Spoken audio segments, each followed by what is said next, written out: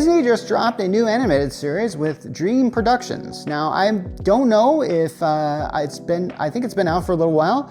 My son and I just watched it, and I don't know if they dropped all 4 episodes of it. And yeah, it is 4 episodes. It kind of feels like they could just combine all 4 episodes of it and make it into a movie. But I have to admit, for the story they're trying to tell, chopping it up episodically actually works. Now, Dream Productions takes place in the mind of Riley, and you probably know Riley if you've seen Inside Out and Inside Out 2. Basically, I think this concept was brought up in the first Inside Out movie, where essentially Riley has these, dreams every once in a while, and apparently these dreams are actually done in a studio and filmed by these weird kind of, I hesitate to say the word people because they don't look human. In fact, they are really very, I would say abstract, but very minimalist concepts. They're often like just like a circle or a cube or something like that with hair and eyes and arms and legs. And then when they do the actual dream, they have this camera there and they actually put like a filter on it. So that filter can turn that strange persona into a human being, whatever human being they want. Now, I don't know how this technology works, and honestly, there is a lot kind of that you just sort of have to accept in the world of Inside Out, and it isn't always consistent. I think I've brought up this thing when I've talked about Inside Out. There's a scene in the first Inside Out movie, because the whole plot of Inside Out is they're going down into this area of the mind to retrieve some old memories of Riley, but later on in the film, they show that these characters down there, some construction workers, send up a gum jingle every once in a while. And I'm going like, well, if you can do that, just send up all the memories that way. And it's a huge plot hole in that movie that has been, of course, talked about on many internet sites and YouTube channels. So yeah, the world isn't consistent. It doesn't have to be. There's a lot of stuff they just kind of make up as they go along. If you've seen Inside Out 2, they start making up this weird idea that of Riley's memories and stuff like that start forming a core person, and I'm kind of going like, okay, and I can't remember if I did a 10-minute rant on Inside Out 2. I will have to say I like the film, but it is a sequel. I mean, it just has that sort of aspect to it. Not as good as the original, but I did a whole ranking of Pixar films a while ago on my YouTube channel show, and Inside Out, Inside Out 2 never made the list because I hadn't been released yet. So I might have to, make a new list now. But Inside Out was actually lower on the list than I think a lot of people would put if they were going to rank all Pixar movies. So I'm going to have to say this. I don't really remember seeing these Dream Factory guys in Inside Out 2. I don't remember it. I could be wrong, but they clearly did not have a big role in it. I can't help but wonder if these are just somehow, deleted scenes, or while they were filming Inside Out 2, they had the story idea, they had a plot line for the Dream Factory, and then they decided to abandon it at the last minute, and then they just said, well, why don't we work that into like a show? And Pixar is actually doing some interesting things on television. They recently did a Monsters at Work based on their Monsters, Inc. IP, and this is their second series they've done with one of their IPs. In fact, next year they're going to release an entirely new show with something that is brand new IP. I think it's called, Win or Lose? And yeah, it's at the time of I'm doing this recording, there's a big controversy because they had a trans character in there and then they had to remove it, and oh yeah.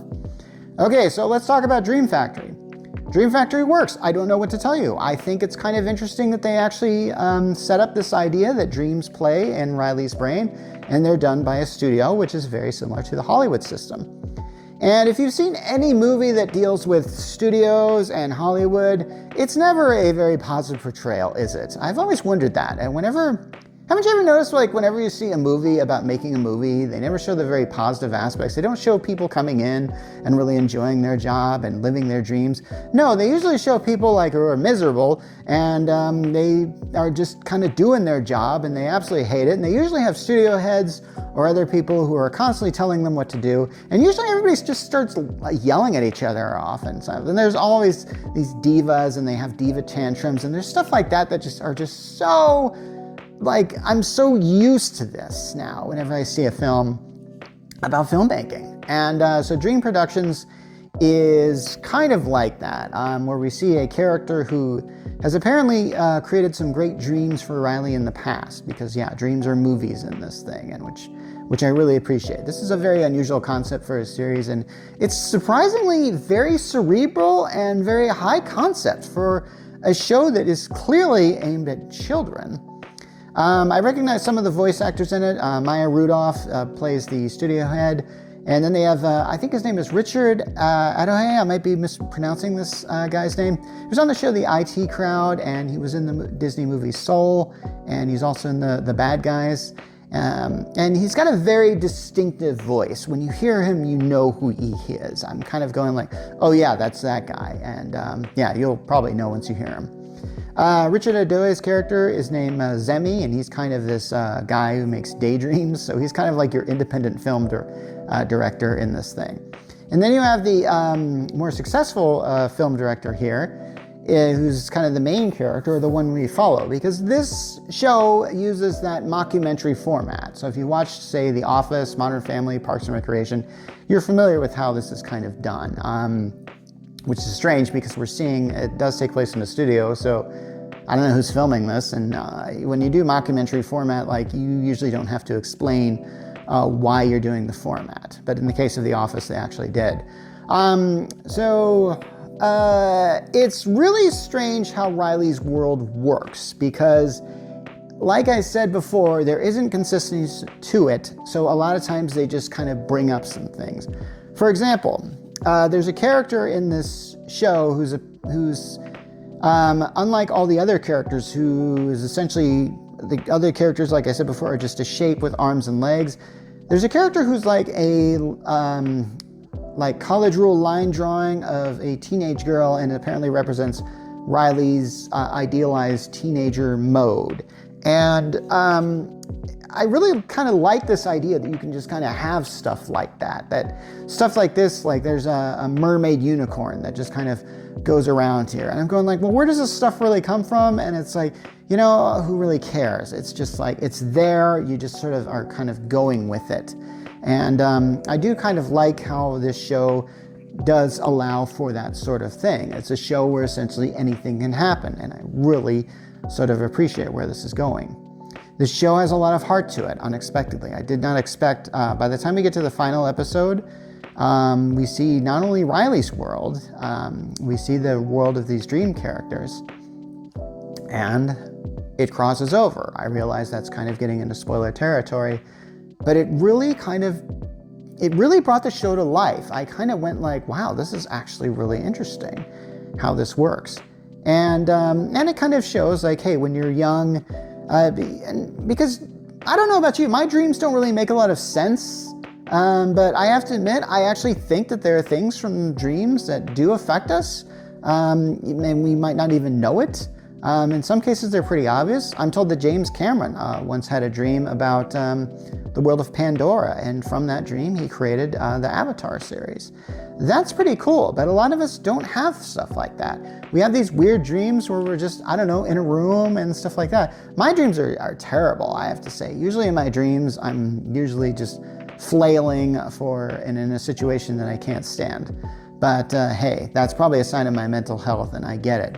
So in these particular dreams they show with Riley, yeah, they show her mental health and how it's affecting her. I'm guessing this show kind of takes place between Inside Out and Inside Out 2, and yeah, because as I recall in Inside Out 2, Riley gets a whole new set of emotions who are not seen here in this thing. We do get the original 5, or at least the new 5 voice actors, because in case you are not aware, for Inside Out and Inside Out 2, they replaced 2 of the voice actors, and it's only something you know if you are listening closely, and especially for Disgust. For, let's see, Bill Hader's character of Fear, I actually knew right away from the moment he spoke that it was like, okay, I know exactly who that is. That's Tony Hale.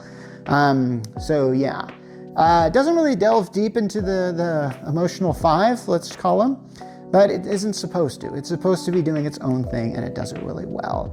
I highly recommend, if you have kids, watch Dream Factory with them. Watch it by yourself. It's an appeal for adults and kids. Mark from the Geek Church, signing off.